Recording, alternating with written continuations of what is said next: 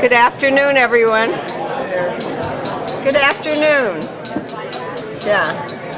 I know that every one of you is sitting next to someone who's very interesting. But for a little while now, we're going to get down to the real reason we're here today. Thank you all for coming. Stephen Kinzer is no stranger to the University of Scranton. 4 years ago, his book, A Thousand Hills, Rwanda's Rebirth and the Man Who Dreamed It, was the freshman read here at the university. And he spoke at our opening convocation that year and was awarded an honorary degree.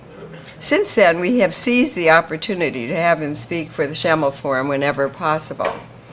We are honored to have him with us today to discuss his latest book, literally hot off the press, The Brothers, John Foster Dulles, Allen Dulles, and Their Secret World War.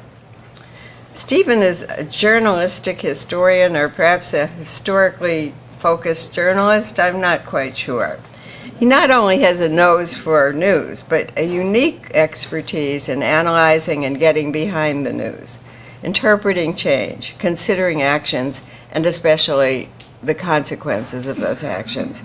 He seems to defy definition, which brings me to recall a comment that an art historian at Oberlin College once made to a student when asked her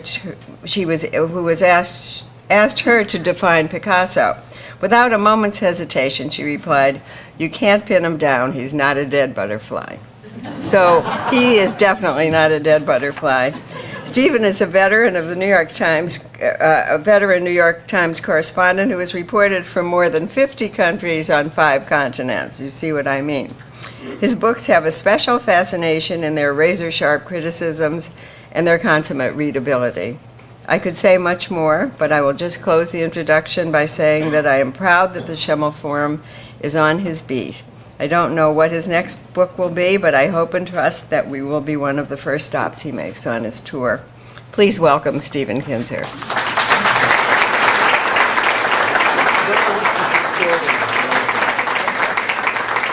Thanks so much, Sandra. It's really wonderful to be back here. I feel a special connection with the University of Scranton, and I'm grateful to Sandra for helping me to maintain that. So it's always really a special personal honor for me to be able to be back here and maintain this relationship. I've had to spend the last few years living with two sort of unpleasant folks, John Foster Dulles and Allen Dulles. When you write a book about a person, that person really does kind of take over your life. This has happened to me before, but it's always been with people that I liked.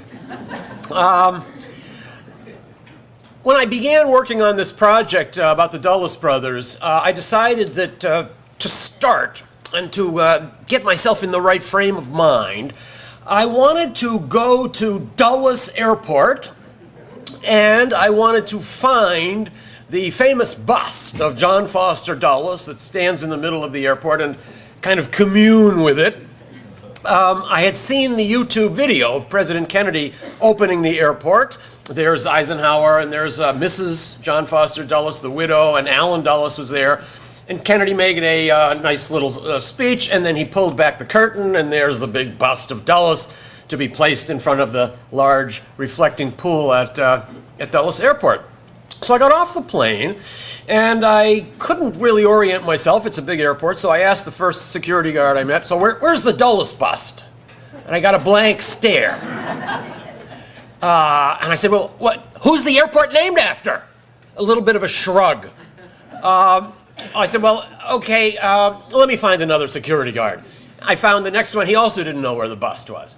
Finally, I decided to say, just point me to the reflecting pool, because I know it overlooks the reflecting pool. And they all said, there's no reflecting pool in Dulles Airport. At this time, I had to get on my continuing flight, so I didn't have time to investigate, but I was very curious, and after many emails and telephone calls, I finally discovered the truth. And on my next visit to Washington, accompanied by an assistant who works for the Metropolitan Washington Airports Authority, I was shown the John Foster Dulles bust, which is now in a closed and curtained conference room next to baggage claim number 3. To me, this really represents what has happened to the memory of the Dulles brothers. These two remarkable brothers were hugely powerful during the 1950s. Probably every literate human being on earth knew the name Dulles. These were people who, with a wink and a nod to each other, could throw a whole nation into chaos or overthrow a government. Now, they've been more or less airbrushed out of history. I used to think it was terrible that they had named this airport after John Foster Dulles. Now I'm so glad, because if it hadn't been for that, probably nobody would remember the name. So I think the reason why we've done this is that the Dulles approach to the world did not work out well for us. It got us into a lot of trouble over the years and over the decades. Some of that trouble is still very vivid in the world today. Rather than confront that fact and try to draw some lessons from the Dulles experience, it's more convenient to allow them to fade away and not confront the realities of what happened during that period and what impact it has had in shaping today's world. So my book, in a sense, is a blow against that historical amnesia. Now, my book is a biography, so I'm talking about the lives of these two remarkable figures. But I'm trying to do something more than just tell their life stories. I'm using the framework of biography to ask this larger question: why does the United States act the way that it does in the world? Why are we like this?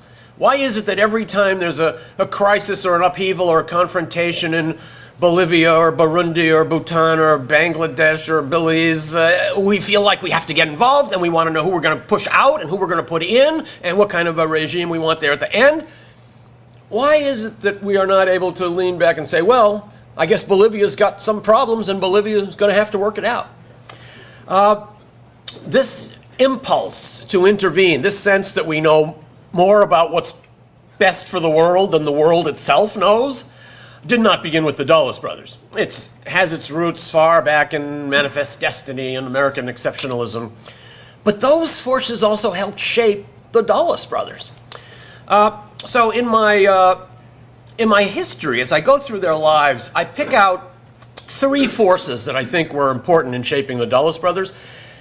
And they underline my thesis that actually the Dulles brothers represent us. They didn't hijack American foreign policy. They reflected a broad consensus, and the forces that shaped them are the forces that shaped the United States. And this is why I think at the end it's a mistake to blame the Dulles brothers or anyone else individually for directions that America has taken. We really need to look at ourselves and ask ourselves what we believe as a nation, and ask ourselves if that gets us into more trouble than it benefits us. So the first force that influenced them, I think, was their family background. I start out in the first chapter of my book talking about the childhood of these 2 young boys. So they grew up on the shores of Lake Ontario in a town that was kind of a playground for the New York rich, although their own family did not come from the plutocracy. Their father was a Presbyterian clergyman. So was their grandfather. So were all their uncles. So were both their grandfather on both sides. They had heavy influence not only of Presbyterian Calvinism, but also the missionary aspect of Calvinism, which teaches you that there's good and evil in the world. There's a correct belief, and then there's wrong beliefs. And it's the duty of those who hold the right beliefs, not simply to pray and hope for the triumph of good, but to go out in the world and make sure that the bad falls and the good triumphs. Now, if you believe this about religion, it's a very short step over to believing more or less the same thing about politics, that there are good regimes that embody godly principles, and then there are the evil, base regimes that are irredeemable. This is different from what people in many cultures learn. In many cultures, people grow up learning that Each individual and each institution and each government is made up of good and evil impulses, and these come out in different proportions according to different situations. The Dulles brothers did not believe this. They believed in absolute good and absolute evil, and they set out into the world to crush that evil. John Quincy Adams said in one of his famous speeches to Congress, "America does not go abroad in search of monsters to destroy, but the Dulles brothers did." And my book is essentially a categorization of all the monsters that they went out after. So this missionary Calvinism was a big influence on them. Second was their family background, which tied them so much back to the 19th century, the pioneer ethos.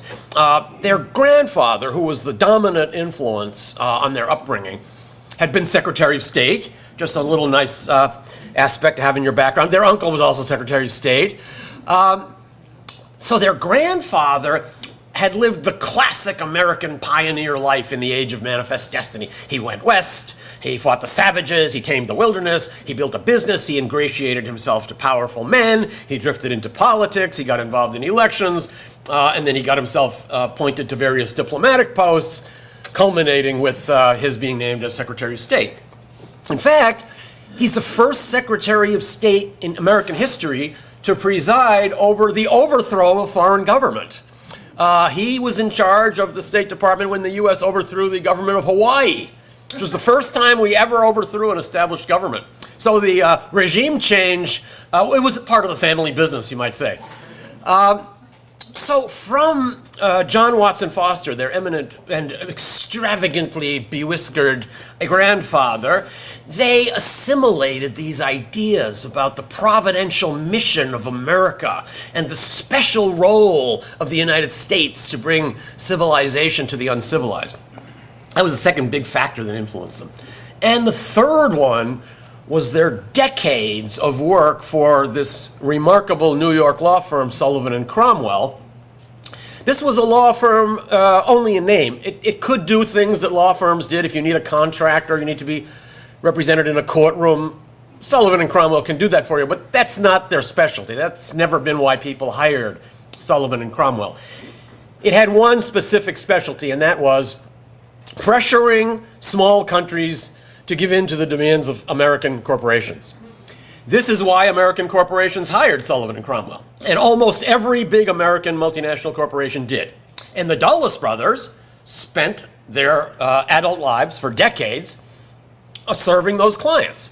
So from the days around World War I up until the time they took power in 1953, they were involved in the business of trying to impose the desires of big American corporations on small countries.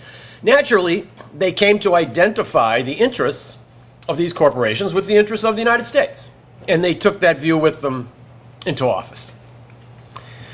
Now, John Foster Dulles became the highest paid lawyer in the United States, and Allen Dulles was quite comfortable as well. They not only represented many of the biggest American multinational corporations, but they held stock in a number of them. It was a very successful business, and Sullivan and Cromwell was rightfully reputed very well in the business world. But in 1951, the Dulles brothers, as lawyers at Sullivan and Cromwell, suffered two most unaccustomed reverses, failures. The first happened with their one of their big clients. That was the Schroeder Bank. That was a major international bank that had used Sullivan and Cromwell for years, and Allen Dulles actually was on the board of directors of the Schroeder Bank. The Schroeder Bank, among its other interests, was the bank for the company that owned the oil industry in Iran, the Anglo-Iranian Oil Company. In 1951, Prime Minister Mossadegh of Iran nationalized the Iranian oil industry. That meant that Allen Dulles, particularly, had to go back to the Schroeder Bank people and say, essentially, we failed you. You hired us to be sure nothing bad would ever happen to you in Iran, and it just did. Only a few months later, something similar happened in Guatemala. The same curse had emerged in Guatemala that emerged in Iran, which was democracy. Because the government finally was representing the will of the people, Congress passed a land reform law which affected the interests of another major Sullivan and Cromwell client. That was the United Fruit Company. In fact, both Dulles brothers had worked for United Fruit, and both held large blocks of stock in United Fruit. The Schroeder Bank was also the bank for United Fruit and its affiliated companies in Guatemala.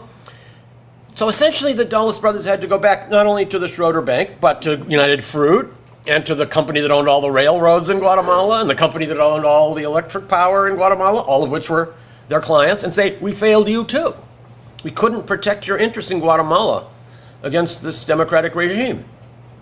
There was nothing they could do about it while they were private lawyers. But in 1953, they both took office. John Foster Dulles became Secretary of State.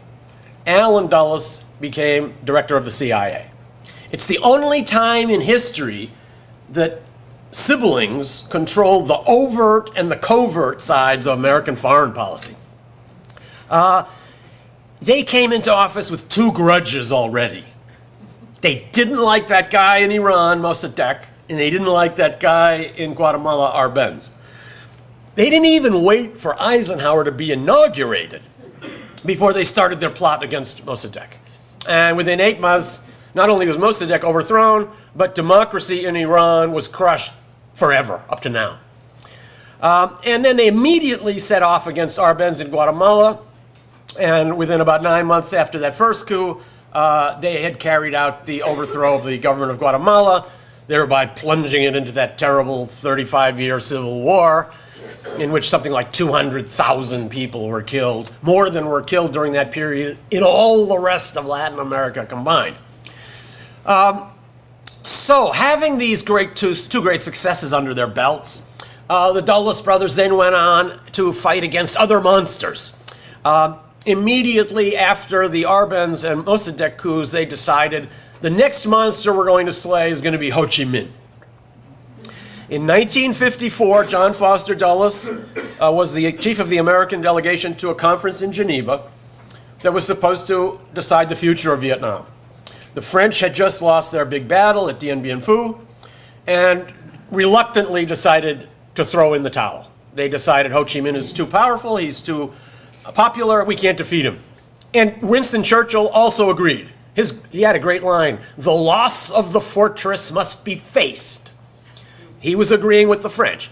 As soon as it became clear to John Foster Dulles at that conference that the result was going to be allowing Ho Chi Minh, who was a communist, to take over a piece of Indochina, he left. It's the only time in American history that a Secretary of State walked out of a major world conference in the middle. And he did this determined to resist what all the other powers wanted to do. He decided, we will fight in Vietnam. The Americans will start an operation. And as soon as I get back to Washington, I'm going to get Allen to start that operation.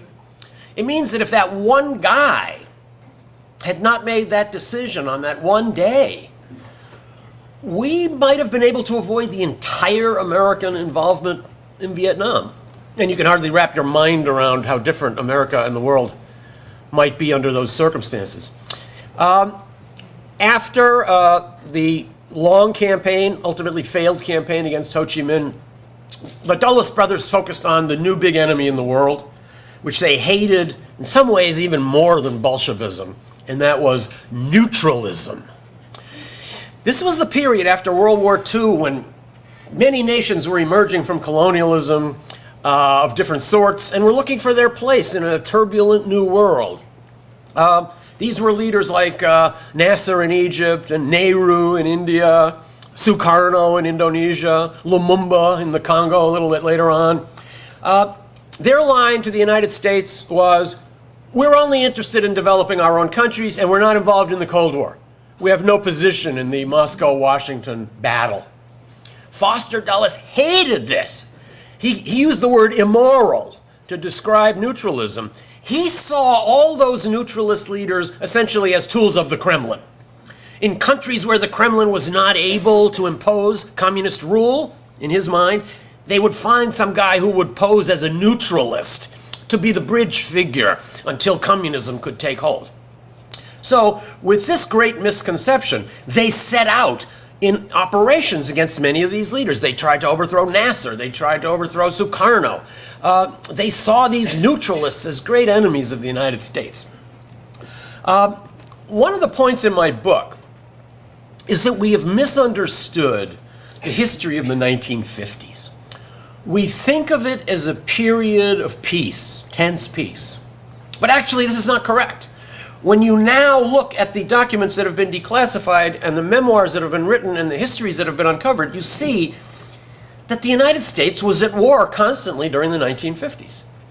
The Dulles brothers never stopped one operation against one leader before they started another. So the theater of operations kept changing from Iran to Guatemala to Vietnam to Indonesia to Cuba to the Congo to Egypt.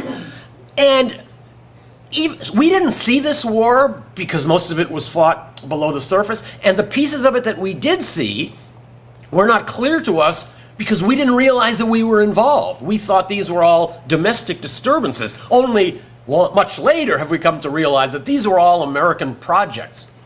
So the Dulles brothers, during the late 1950s, set out in intense campaigns. We fomented a major civil war in Indonesia with no success, although that did foment tensions that a decade later broke out into terrible violence in the mid-1960s in Indonesia.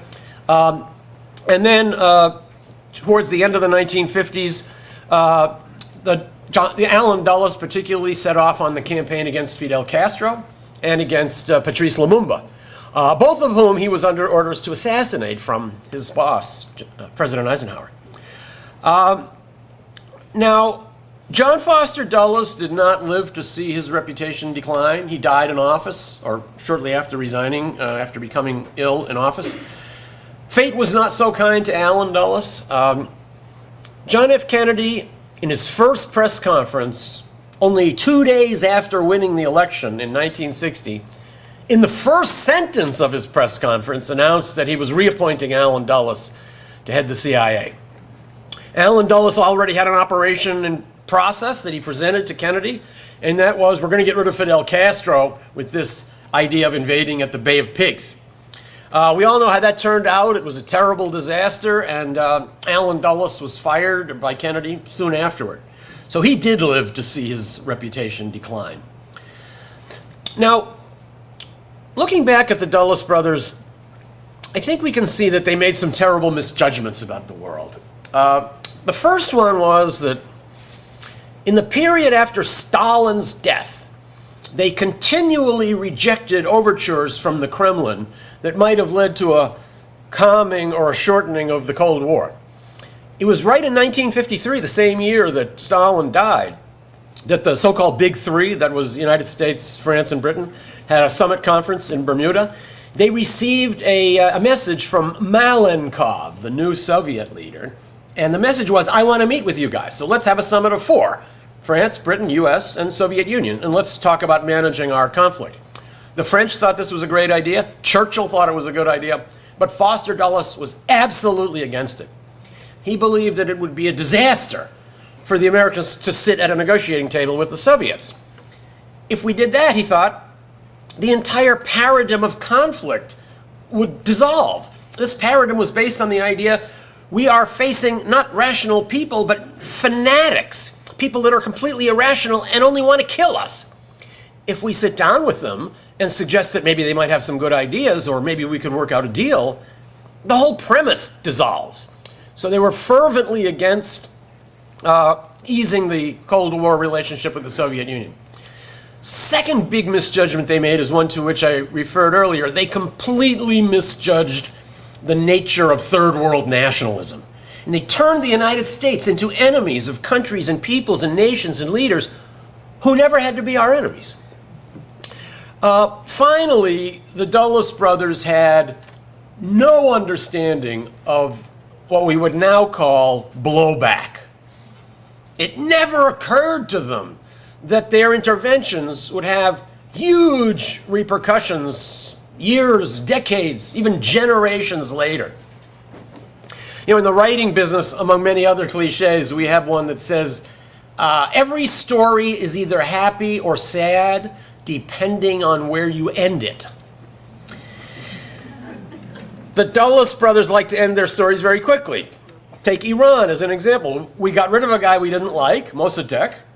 We put in a guy, the Shah, who would do everything we wanted. Perfect ending. If only it had just ended there. When we look back now from the perspective of 60 years of history, that operation doesn't seem so successful at all. It's the roots of all the trouble that Iran has suffered and all the trouble that the United States and Iran have had. And you can go down the list of the interventions they masterminded and see the same thing.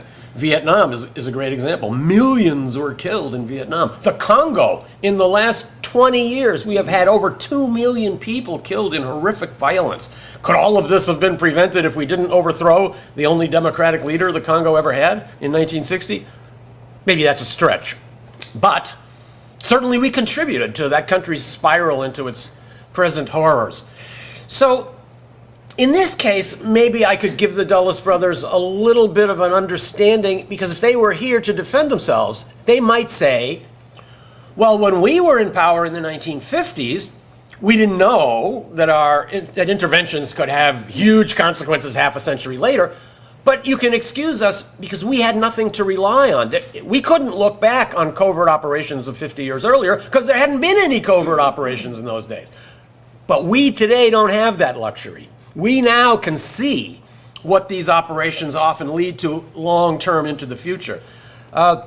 So I'm all for America promoting American interests and acting in the interests of the United States. I believe really that's the only reliable basis for international relations and foreign policies. But let's stop and ask ourselves if what we're doing in the world really is in our benefit over the long run, or is it just something that makes us feel good for a little while, but actually in the long run weakens our national security? One of the interesting things about living with these brothers over the last few years has been one quirk of their lives that I find fascinating. So they saw the world exactly the same way. And this was a tragedy for the United States because it meant that we never had a discussion about any of these operations in which experts would give their opinions. The Dulles brothers converted the foreign policy process into a reverberating echo chamber for their own shared certainties. They were ideologically and politically identical, but in their personalities, they were total opposites. So John Foster Dulles was dour and unfriendly and arrogant and self-righteous, socially awkward. He had a whole series of unpleasant habits, which I categorize in one of the favorite paragraphs in my book. Alan Dulles was exactly the opposite. He was a sparkling charmer. He'd hit 3 parties every night. He had an endless supply of stories. He loved good wine. He was a tennis player. He had 100 affairs ranging from Claire Booth Luce to the Queen of Greece. And I think this was very important because Alan Dulles was not only the head of the invisible government, he was the ambassador of the invisible government to the visible government. And when he was the sparkling center of attention at Georgetown dinner parties, I think many people must have gone away thinking, well, we don't know what the CIA is and we don't know what it does, but if it's being run by such a wonderful guy, how bad can it be? So at the very end of my project, as I was finishing my book, I had come across a work of art that features the Dulles brothers. And I tell you, it's not that bust. We're missing the bust for political reasons, but you're not missing anything as far as artistic experience goes. It's not a particularly well-made bust. Mrs. Dulles paid for it herself. I'm not sure she hired the most talented of the world's sculptors. But there's another piece of art that I consider an absolute masterpiece that features the Dulles brothers. It's one of the greatest works of political art of the 20th century. And it's a giant mural by the brilliant Mexican painter Diego Rivera. It's called Glorious Victory. That's the phrase that John Foster Dulles used to describe what happened in Guatemala. So here's the story. In 1954, when we overthrew, the Dulles brothers essentially overthrew the government of Guatemala, there were huge protests all over Latin America, including in Mexico, which of course borders right on Guatemala. At this time, Diego Rivera was at home taking care of his very ill wife, Frida Kahlo, who was under doctor's orders not to get up, not to leave the house.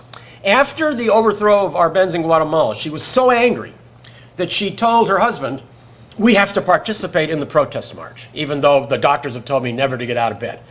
And you can actually see a photo, which I found, of Diego Rivera pushing Frida Kahlo in a wheelchair through the streets of Mexico City as they protest against the Dulles brothers' overthrow of the democratic government of Guatemala. 11 days later, Frida Kahlo died. It was the last public appearance she ever made. Diego Rivera set out to paint this masterpiece, Glorious Victory. I reproduce it in the last page of the photo insert in my book, but it's only in black and white and it's small. So in this picture, John Foster Dulles is right in the middle with a big grin on his face. And he's shaking hands with his Guatemalan lackey, the guy who became the Guatemalan dictator after our coup. Alan Dulles is standing right behind him with a big satchel out of which piles of dollars are flooding out onto the ground. In front of them, there's a bomb with a big smiling portrait of Eisenhower. Surrounding the bomb are dead Guatemalan children, and in the background you see Guatemalan laborers bending under the weight of these heavy banana stems, which they're carrying onto a freighter with an American flag on it. So I had stared at this picture on the internet. I've looked at it in great detail. I've made out all the characters. I've become quite engaged with that picture because the Dulles brothers are right in the middle. So I decided, I want to go see this. I want to go to Mexico. I want to actually see this picture. So I called the Diego Rivera Foundation to find out where it is. And I got a response very similar to the one I got at Dulles Airport, which was just a blank. What? What picture? Where? And I said, Glorious Victory! Diego Rivera! Is this the Diego Rivera Foundation? Anyway, it's a long story. I actually had to hire a person in Mexico to go to the different Diego Rivera offices and find me the painting. It's a very long story with which I won't bore you, but the end result was we found out that his picture is not in Mexico. Diego Rivera was a communist, and he had donated his painting to the people of the Soviet Union. And he sent it to them. However, the Soviets didn't like Diego Rivera because he wasn't a real communist the way they saw communists. He was kind of a Latin American communist who believed whatever he thought that day after he'd had his third drink. Not to mention, of course, that Leon Trotsky was his house guest. So the picture disappeared. And all during the Cold War, nobody knew what had happened to it. And it wasn't until the mid-1990s that a couple of Mexican art historians found it. And they located it in the basement of the Pushkin Museum in Moscow. Well, that was okay with me. I decided I'm going to take the big step. I will fly to Moscow for 2 hours just to stand in front of this picture. Sure enough, through another series of connections, I got in touch with the deputy director of the Pushkin Museum, and he sent me back the following note. If you come, thank you for your interest in Glorious Victory. Unfortunately, we cannot show you this picture because this picture is on a roll in a basement, one of our storage depots. If you come to Moscow, I can take you to the basement and I can show you the roll. But I cannot unroll it for you because we don't have any space.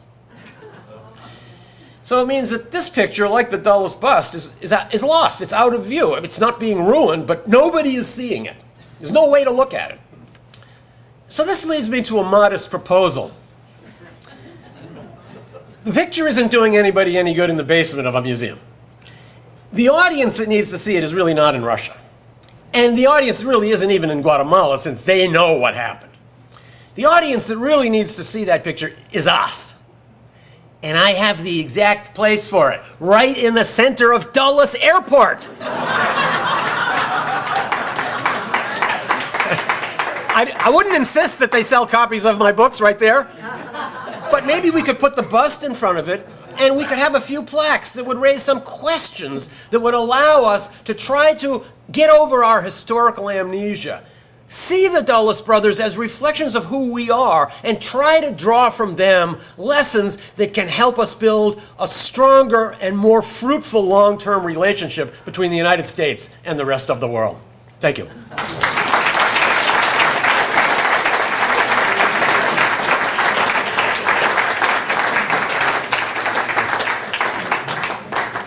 Our kind speaker is going to take questions now, but before he does, I failed to mention that there is a book signing after this, after we finish. So, questions? Yes, ma'am. Oh, goodness, there are just so many that are piling in my head. That's a great way to start. It's better than saying, gee, I can't think of anything to say. You didn't interest me at all. I guess, what was Eisenhower doing all this, number one?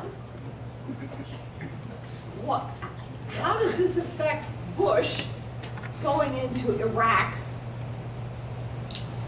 And does Sullivan and Cromwell still exist? Sullivan and Cromwell definitely still exists. Are they still doing all that awful stuff? I'd say they've broadened their specialties quite a bit, and maybe they've subcontracted a lot of their work to the U.S. government, which now does that kind of work for companies free of charge.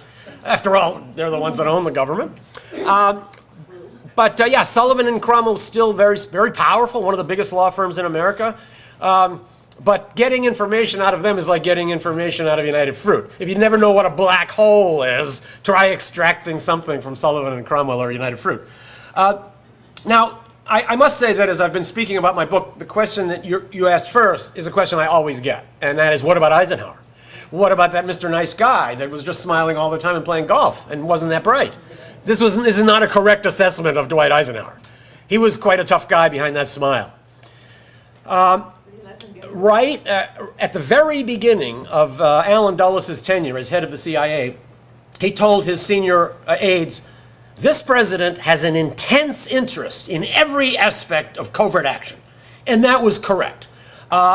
The Dulles brothers did not bamboozle Eisenhower. They did not do anything behind his back. Everything they did was with the full knowledge and consent of Eisenhower. Now, why? Why was Eisenhower such a fervent supporter of covert action? We don't know for sure because he didn't write about it, since he never admitted that he did support covert action or that there was any covert action. In those days, you really could believe nobody would ever find out. But I can think of at least two reasons why Eisenhower would have supported this project so intensely. First of all, although nobody knew it at the time, we now know that covert action and secret operations had a big impact in World War II. The breaking of the German codes, the inventing of all these fake armies with blown up balloons to look like tanks and planes. Those were important operations. And Eisenhower, of course, must have been aware of all of them as the Allied commander. So he probably came away from the war with a real appreciation for what covert action could do. And there's another reason. I think that Eisenhower would have seen covert action as a kind of a peace project, an alternative to war. It was also a budget-cutting project. Eisenhower was a real budget cutter, very seriously. You can see this in his private conversations. He had a security policy called the New Look, which had two pillars: smaller army to save money and nuclear deterrent instead. We now know that the New Look actually had three columns: smaller army, nuclear deterrent, and covert action. So Eisenhower was definitely on board with all of this, and I think he, too, can be blamed, first of all, for complete lack of imagination in understanding the desires of the rising peoples coming out of colonialism, and he also saw many of them as enemies. And also, Eisenhower never imagined the long-term effects of his operations. You know, Allen Dulles was a great fan of James Bond. He actually communicated with Ian Fleming. They wrote letters to each other. And he later wrote that this is why Ian Fleming put in the later books a CIA guy. He's always in a subservient role, but one of the characters in the later Bond novels is a guy named Felix, who works for the CIA. I think that this was very dangerous for Allen. To a certain degree, he conflated James Bond fantasies with reality. He even had the Technical Services Division of the CIA try to invent some of the gizmos that Ian Fleming had made up. And of course, they came back to us, these are all made up. This is a novel. It doesn't work in real life. In the James Bond novels, there's always one person who goes out and saves the world and crushes some evil by a covert action. And most important, nothing bad ever happens because the story ends early. I think that's another reason why Eisenhower was part of this great consensus and certainly has to be placed as part of the foreign policy triumvirate along with the two Dulles brothers. Now, but now the next part is Bush. Bush. Just very briefly, I would say the idea that the United States needs to be involved in every conflict and needs to throw out the bad guys and put in the good guys, which was definitely a Dulles idea, has persisted. And I think you can see this all the way through Paul Nitze down to his progeny of Cheney and Rumsfeld. But, you know, two things just happened in the last month or so that I found quite extraordinary. Number one, President Obama proposed the bombing of Syria, but because of opposition in Congress and among the public, we didn't do it. It's the only time in my lifetime I can ever remember the president suggesting bombing another country and Americans not liking the idea. Then, shortly thereafter, the president of the United States spoke on the phone with the president of Iran. That's another violation of an absolute commandment of the Dulles brothers. You never speak to your enemies, don't negotiate, and that's the way that in the end you get what you want. So it put these together and it makes me wonder, did the Dulles era just end? Like last month? I'm not so sure. Let's face it, we got a couple of big punches in the face in Afghanistan and Iraq. Maybe we're a little groggy. As soon as we get the smelling salts, we're going to be back in the ring punching again. But I'm not so sure. Maybe given what's happening in the U.S. and our most recent experiences, maybe some of Americans are starting to rethink this. Yes, sir. Can you talk about Avery Dulles and his relationship with his brothers? The Dulles brothers, as I said, grew up steeped in this Calvinist tradition. Imagine the shock that it must have been for John Foster Dulles to receive a note from his son one day, and his son announces, "I'm becoming a Catholic." I tell you, if he had become a Hindu, it would have been better from the eyes of the Dulles family. I found a document which I don't think has ever been printed before in an old archive. I use this in my book. It's an oral history by a guy who was a partner at Sullivan and Cromwell, one of Foster Dulles' partners. He says it has a long oral history with lots of stuff in it, but I found this one passage. He said, one day Foster Dulles called me and said, "This is the worst day of my life. You've got to come into my office right away." I went in and I found him uncustomarily excited and sweating and very agitated, and he threw across the desk a letter that he wanted me to read. And it was a letter to his son Avery. And the letter said, "Never speak to me again. Never contact me. You are not my son. I never want to hear your name again." And this partner said, I spent 4 hours with Foster and finally managed to persuade him not to send the letter.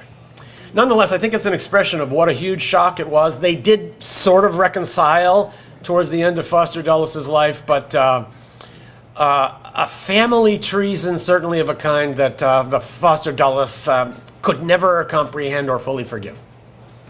Yes?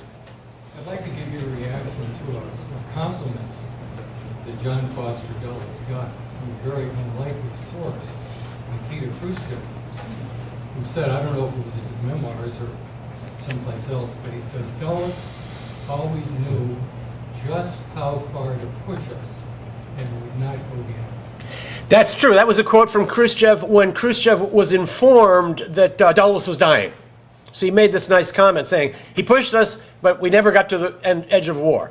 Brinksmanship was, of course, one of the concepts for which Foster Dulles was famous. Let's go right to the edge of war. Of course, this terrified the American allies who didn't even want to go close to the edge of war. So yeah, I think Khrushchev was being a little bit generous. He in some ways, I think, smiled and may have benefited from some of the Dulles mistakes. I mean, as soon as the United States, for example, decided we don't want to support Nasser anymore in Egypt because Nasser is neutralist, we're withdrawing our offer to give a loan to pay for the Aswan Dam, the Soviets immediately decided, oh, we'll pay. So because of that, Foster Dulles achieved the one thing in the Middle East that he hoped to avoid, which was bring Soviet power right into the Middle East. And this did not happen because of Soviet invasion or Soviet subversion of a political system, but at the open invitation of a popular leader who had been alienated by the United States. So Khrushchev may have had some reason to be grateful to the Dulles brothers. I'll just add, since we're talking about quotes, one of my favorite quotes that I found from about Foster Dulles from Harold Macmillan, the British Prime Minister. He said about Foster Dulles, "His speech was slow, but it easily kept pace with his thoughts." Yes, sir. What's the involvement of the Dulles getting us into Vietnam? About the Dulles in Vietnam, I don't want to go over this all, but certainly it was Dulles's refusal to accept the consensus at Geneva in 1954 that Ho Chi Minh could not be defeated. That was the beginning of the American involvement there in terms of an active U.S. operation in Vietnam. He understood that Ho Chi Minh was a nationalist and a communist, but he forgot the nationalist part. And I think he also, the Dulles brothers had this view, which I think is still very strong in America, and that is that some situation might look very challenging, very difficult. The British and the French might have decided it's impossible, but we're America. We can accomplish things that are impossible for everyone else. This is the can-do mentality, which is a beautiful thing. It's what has made America what it is. And it's led us to overcome challenges that are posed by other people, by nature, by technology.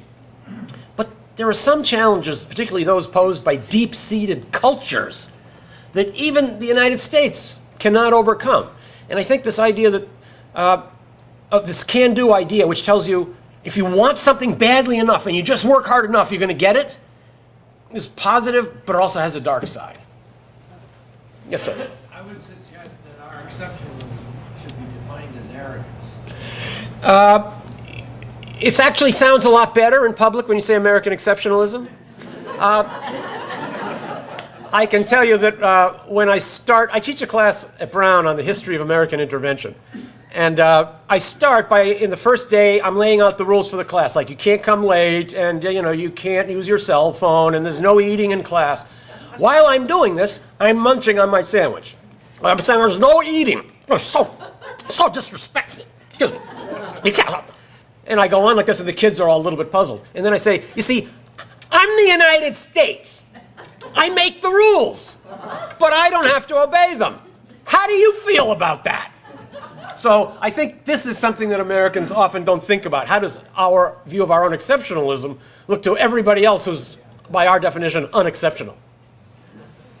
Yes, sir. I'm sure you're familiar with Winston Churchill's estimation of John Foster Dulles.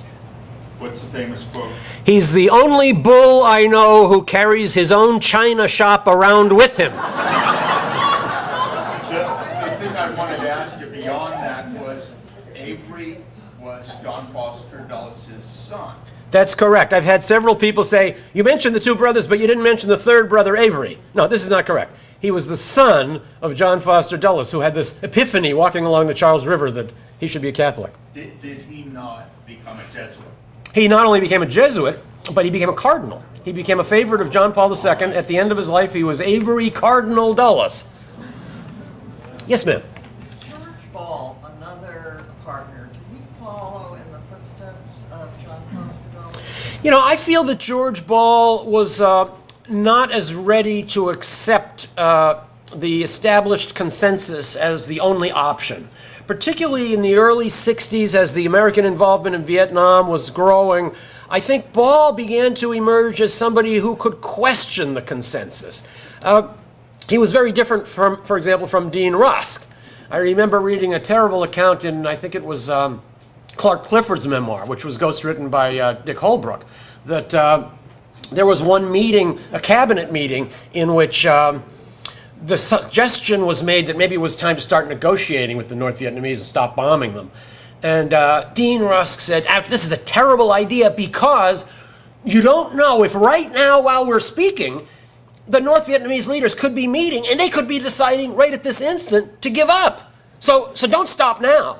When you have this mentality, of course, you go on forever. So I saw George Ball as a different kind of a person who believed that the way we've been looking at this all this time might not be the only way to look at it. And that was not a way that the Dulles brothers ever looked at anything. Yes, sir. Sort of a defense of Eisenhower. I never thought I'd be his name. But I don't think we know the things he said at a flat note. And I think there were other things that he said, no, not going to war today. One was Certainly, go ahead. rescuing the French at the end of that code. And there was even, I understand, suggested nuclear weapons being deployed at that point. We actually have one of America's leading experts on the whole Dien Bien Phu expedition right here at this table in the orange sweater. So I don't even want to dare to get into that because I know I'm going to be contradicted by someone who's far more knowledgeable. But you're right. I think Eisenhower was a bit reluctant, particularly to get involved in shooting wars, land wars. But as I said, he would not have put this in the category with covert action.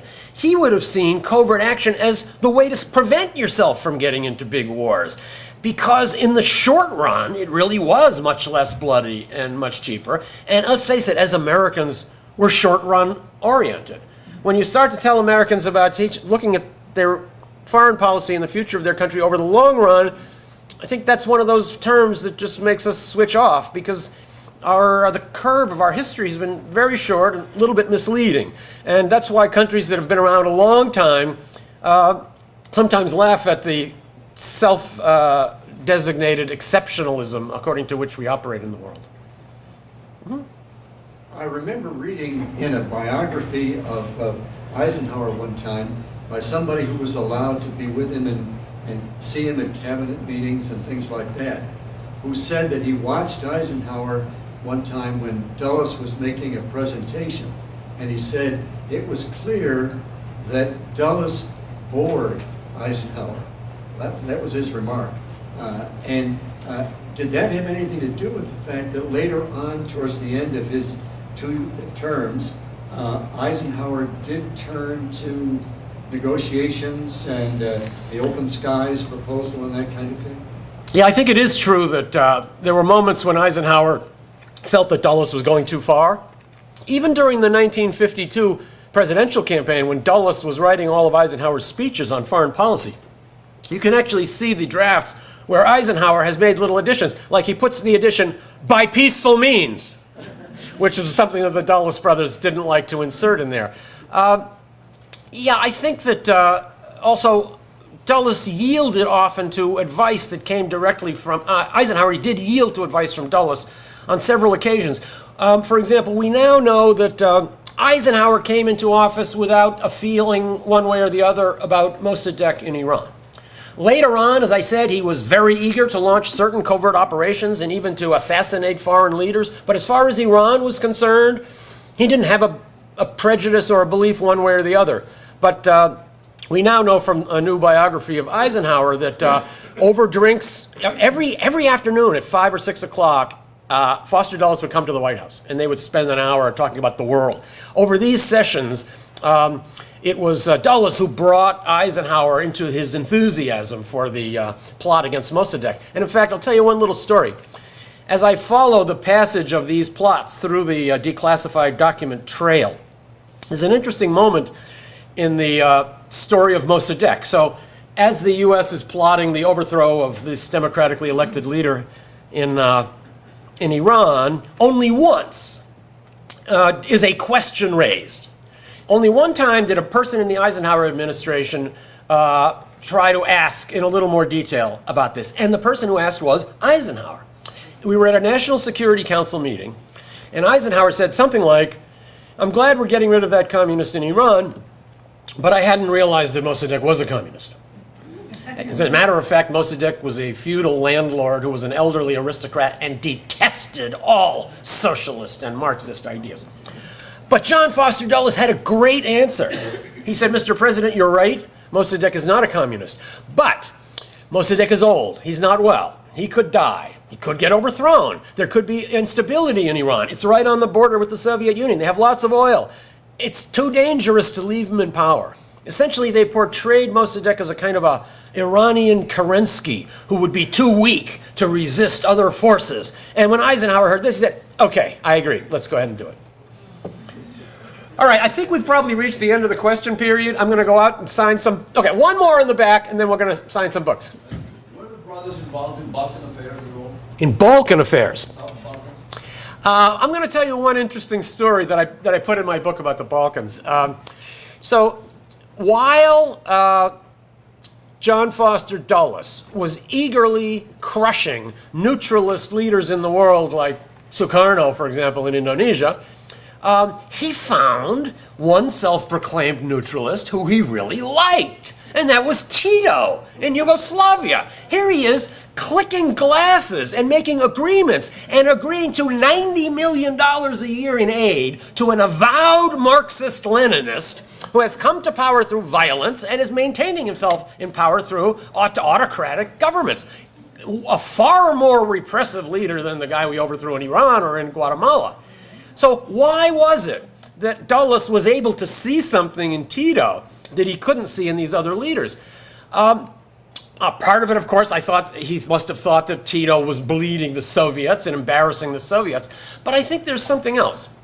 The foreign policy establishment, of which the Dulles brothers were a leading part, grew up focused almost entirely on Europe. When they learned about the history of diplomacy, really it meant the history of European diplomacy. Europe was all they knew about and all they cared about. In fact, there's a famous line from Henry Kissinger, I know nothing about, nor am I interested in, the world south of the Pyrenees. So the Dulles brothers would have fully understood, and all their friends would have been able to go into great detail about the relationships among Italy and Austria and what it would mean for Switzerland if France made a certain decision. They were steeped in all of this, and they understood the subtleties of European politics. They felt that there was a point, a value in trying to invest in Tito. But they didn't know anything about the rest of the world, and they were unable to see Africa, Asia, and Latin America with the subtlety that they were able to use in seeing Europe and the Balkans. Okay, thanks very much, Sandra. Stephen,